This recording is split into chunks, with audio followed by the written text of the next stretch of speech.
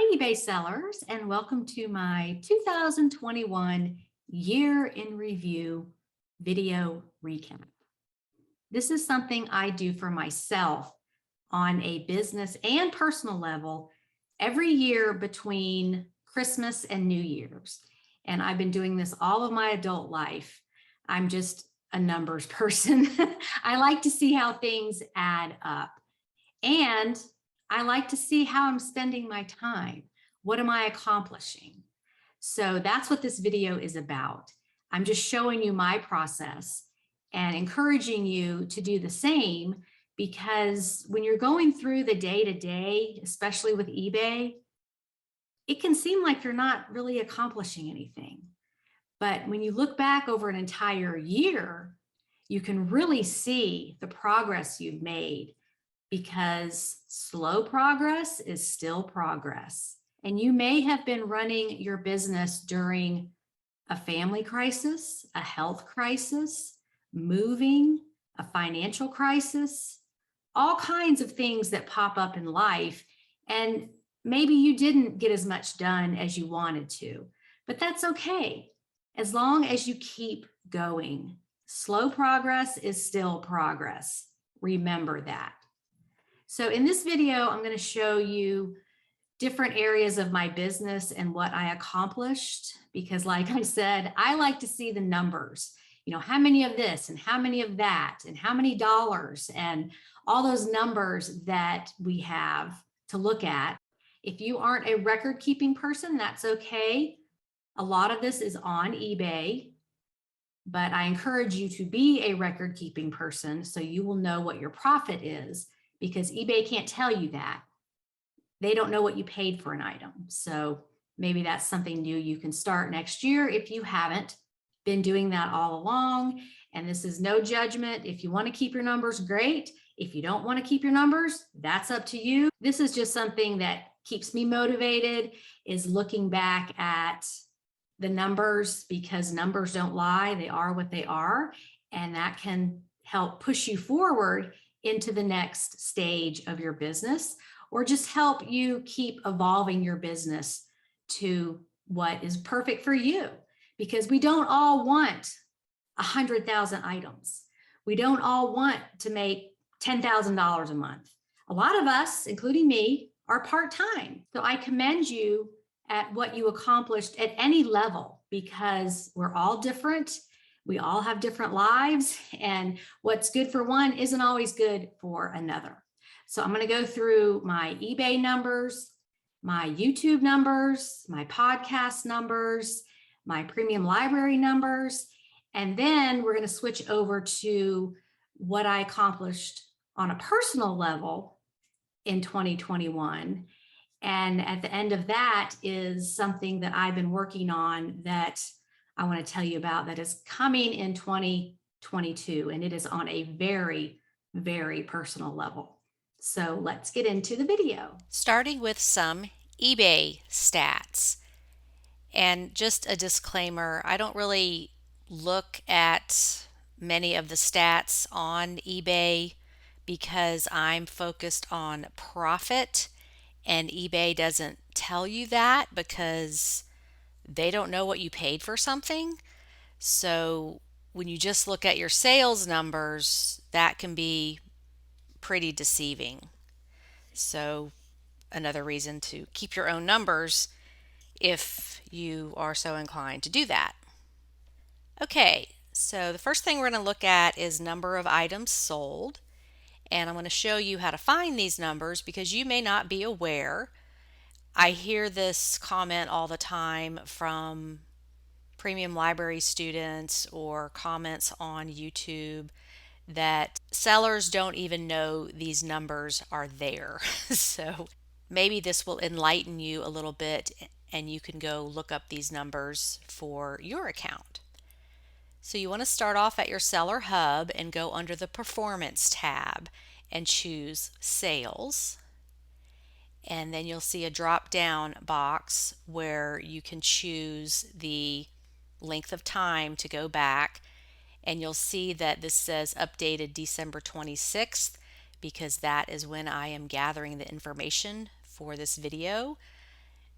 There's a few days left in the year, so I'll give the exact number in my sales update video next week. So I chose this year, but you can see there all the different choices if you just want to look at your numbers for any different time period. And then generate report, and you'll get a whole bunch of different numbers. I'm only concerned with quantity sold and average sale price per item. It is my understanding that on this page, that average sales price per item does not include shipping. That's the actual sales price of the item. Other reports show sales including shipping. So that's another reason those numbers can be deceiving. And it shows that I sold 900 items with an average sales price of $38.41. And again, that's a sales price. Fees have not been deducted from that. And I'm pretty happy with that. My goal this year was to increase profit per item. And again, that exact number will be in my December sales update video coming out in early January. Now, another thing I look at monthly are my service metrics. And you can find those by going under your Seller Hub overview and choosing service metrics. And this shows you how you're doing as far as returns and other metrics about your account. So you can see there that my returns were very low. The item not as described returns. The average for my peers, meaning other sellers selling in the same categories, is 0.65%. Mine was 0.17%. So I'm always striving to keep that number in the low range because there are consequences if you have a high or very high percentage of item not as described returns. Your fees are higher and you are pushed down in search. So this is something you want to pay attention to. And if you're getting a lot of item not as described returns, you need to look at your process. Are you providing enough information? Are your photos good enough to show any issues? Yes, buyers have learned to use this as a reason for return, so they get free return shipping. And that is going to happen because you can't control what buyers do. But if you have a high or very high rate of returns for items not as described, something is wrong with your business. Look at a comparison of the items that are being returned. What do they have in common? Are they in the same category? Are they the same type of item? What's going on that's causing this? And work on fixing that by making some changes. So anyway, I do check this every month. It's updated on the 20th, so you can see the time period is December of 2020 through November of 2021. And I'm very happy with where I am there. This is all about keeping your account healthy so that you can continue to sell, keep your fees as low as possible, and not have any of the restrictions put on your account because you have a high or very high percentage of item not as described returns. Okay, and then my seller level. Here you can see on your seller dashboard all of your metrics regarding transaction defect rate, late shipment rate, cases closed without seller resolution, tracking uploaded on time and validated, and I have a perfect score. This is what I work on every single day to make sure items are being shipped on time. That is why I am not top rated, because I don't commit to 1 day handling. It's too stressful for me, and the reward for top rated is a 10% discount on your fees. And I'm willing to forfeit that because I just don't want to do 1 day handling anymore. I've done it for years. I just don't want to make that commitment at this time because of all the other things I do in life. And it's perfectly fine. That's a choice I'm making. So don't feel like you have to offer the 1 day handling if it doesn't fit with your life. These are my return rate metrics. You can see that the quantity is highest in clothing, shoes, and accessories. That's just occupational hazard when you sell clothing, shoes, and accessories. I'm fine with that. The computers, tablets, and networking, the two returns, that was one item that got returned twice because the buyers did not read what it was for. They bought the wrong thing. So that's pretty much off the table. But clothing, shoes, and accessories, you will always have the most returns in that category just because of the nature of the product. People are trying to buy clothing virtually and it may not fit. And that's usually the reason buyers choose when they return clothing to me is didn't fit. Many times a return is opened and the buyer does not follow through. Okay, that's the end of my eBay metrics. Let's move on to YouTube. And one thing I want to explain here is that I am not on YouTube to make money. I do make some money there, but my mission is to use YouTube as a teaching platform and reach sellers who need help learning how to sell on eBay the right way.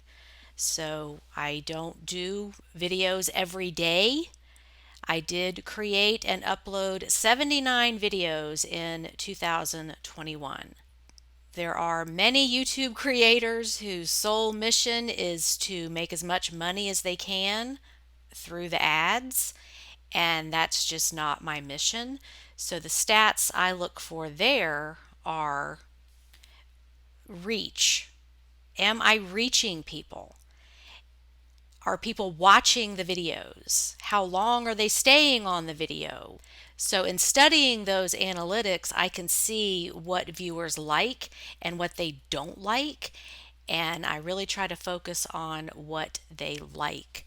So I had 482,000 views on YouTube last year, which I am well aware that some creators get that on one video, but again, that is not my mission. And you can see the chart there. The spikes are when a new video is uploaded, so it is very consistent over time, and that's what I'm looking for, is retaining the audience, getting new viewers, reaching people who need this information, and staying consistent. Another metric I look at is engagement, and I had 93,000 hours of watch time on YouTube in 2021. Again, you can see the chart is very consistent. This tells me I'm doing my job and I'm reaching people and helping them learn how to sell on eBay. In 2021, I started a podcast and added 41 episodes. Again, consistency is my goal, reaching people is my goal, and I feel that I accomplished that.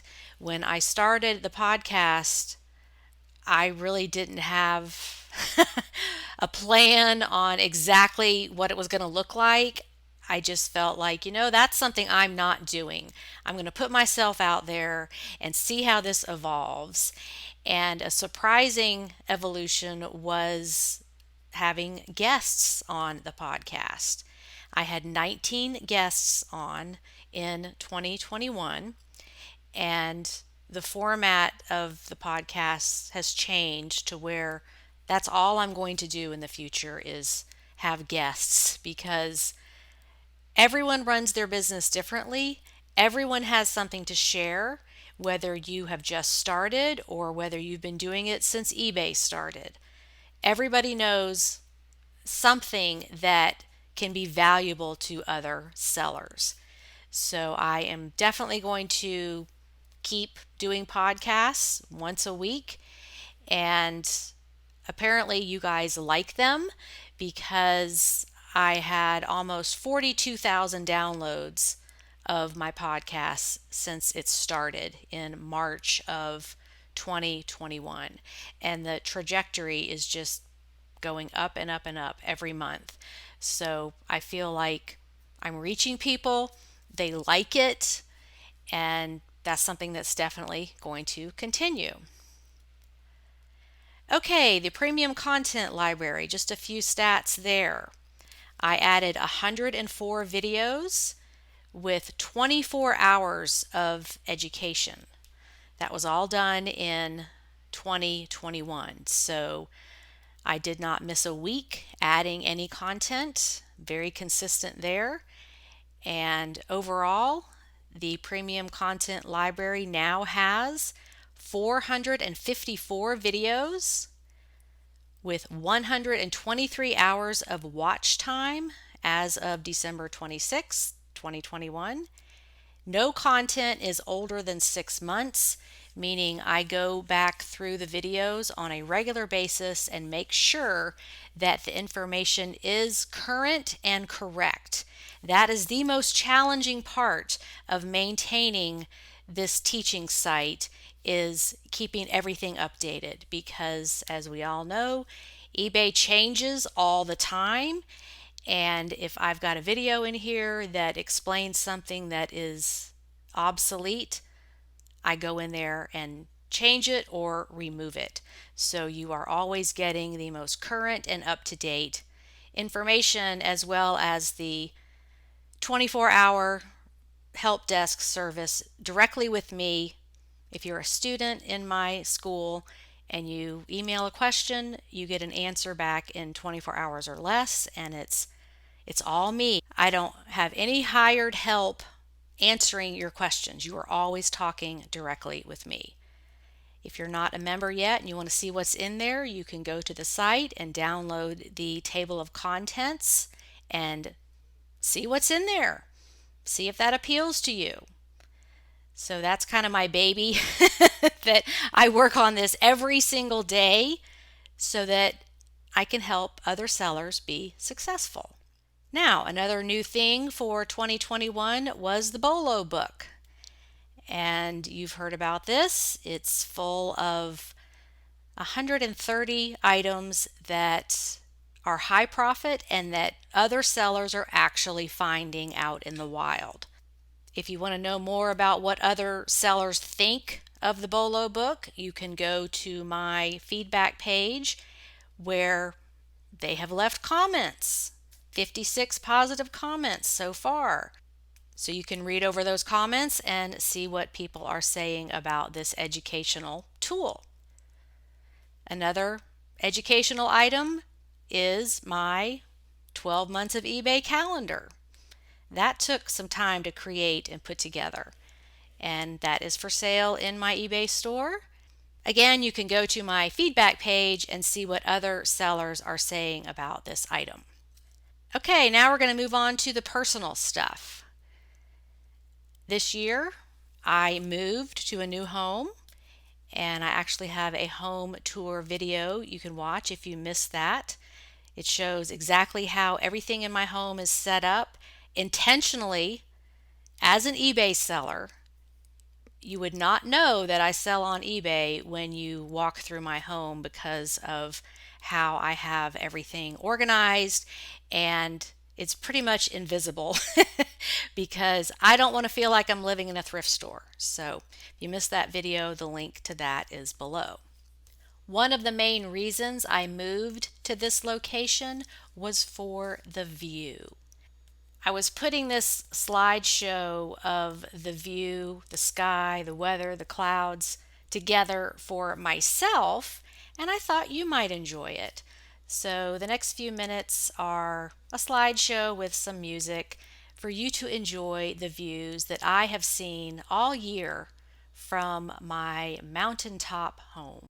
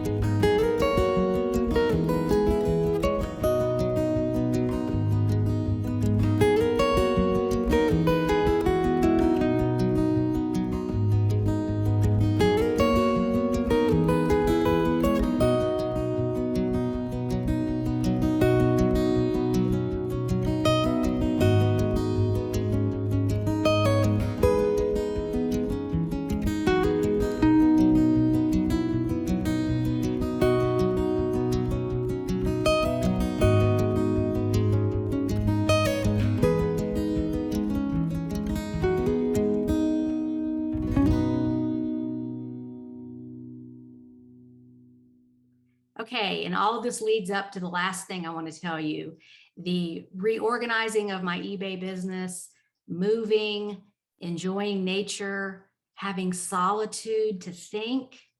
I am writing a memoir, and this has been quite difficult. One of the things on my bucket list is to write a book, not necessarily an eBay educational book, but something personal. And that situation presented itself in 2020. And I have been working on that now for almost 2 years.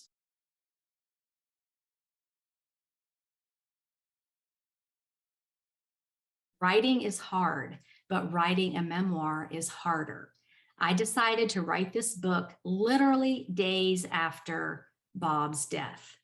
I wanted to tell our story, and I felt strongly that I had to set the record straight about how I saw who he really was.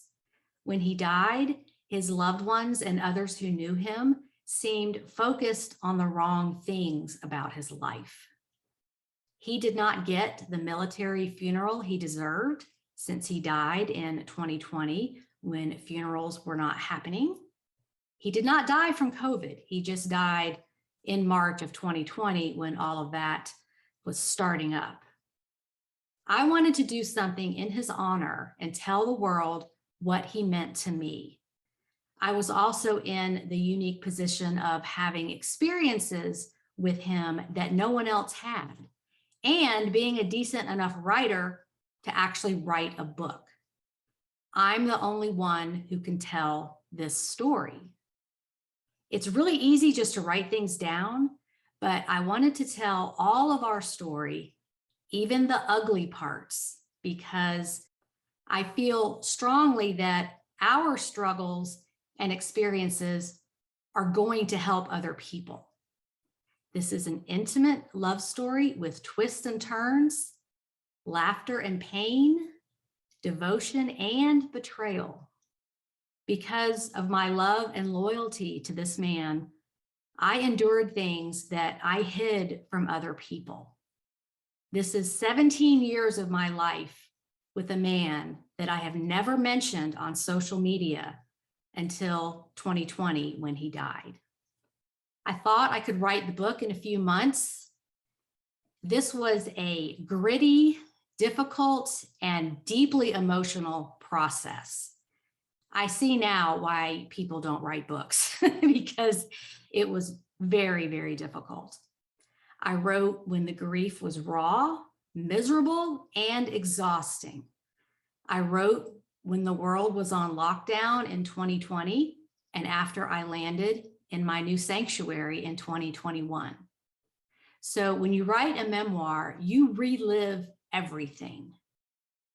Some days you can only get a few words down before you are flooded with emotions and end up in a sobbing heap on your bed and cannot continue. So you try again on another day, and you keep trying and you keep trying, and eventually you get there. And it never gets any easier because you never get over a loved one dying. You just figure out how to get through it. Writing was my way of getting through the pain of grief and loss. I have never shared this side of myself with my audience. This was the love of my life, but it was also a difficult relationship.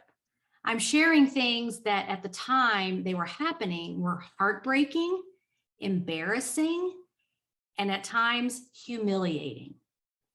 And it's taken a lot of courage to write this book and put these private things out into the world. Most people, especially those with a social media presence, only show you what they want you to see. And I'm guilty of that. I'm human just like you and have baggage and skeletons in my closet. Everyone has struggles in their life, including me. That saying, be kind because everyone you meet is fighting a battle you know nothing about, applies to me too. And maybe my experiences, especially my mistakes, can help someone else. The silver lining about this process of writing a book is all of the wonderful people who have magically appeared to make it happen. One by one, they have dropped into my life, and I have worked through every part of writing a book, which there's a lot of parts to put together if you've never done it. All of the pieces have fallen into place. And as of this time, December 2021, I'm looking at a release date of spring of 2022. So I will definitely keep you posted on that project because this was a life goal for me and I'm just about to accomplish that. So I wanted to share that personal project with you. If you want to know all the dirt, the behind the scenes stuff, that's what this is. But it's written in a way that it can help other people who may find themselves in the same situation.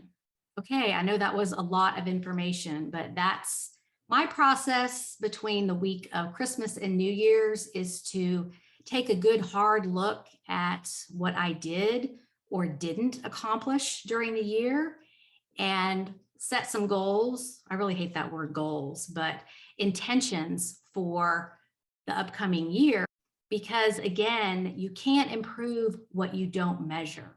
So if you're not looking at these things, these parts of your business or even your personal life, you can't change them. And I really want to stress this again, that for me personally, losing a loved one that was very close to me, that I shared many years with, and it was a very emotional relationship, made me reevaluate how I want to live the rest of my life. And so I did make some changes because I want to enjoy every day I have left. I may have one day left. I may have 50 years left. Nobody knows. So that's the way I choose to live my life, is enjoying what I'm doing, especially my business, making that fun, connecting with people, helping you guys. That is one of the greatest satisfactions in my life, is being able to help other people have a life that they love. So thanks for sitting through all that. I know it was long, and I wish everybody a happy, healthy, and prosperous 2022. And I will see you guys next year. Bye.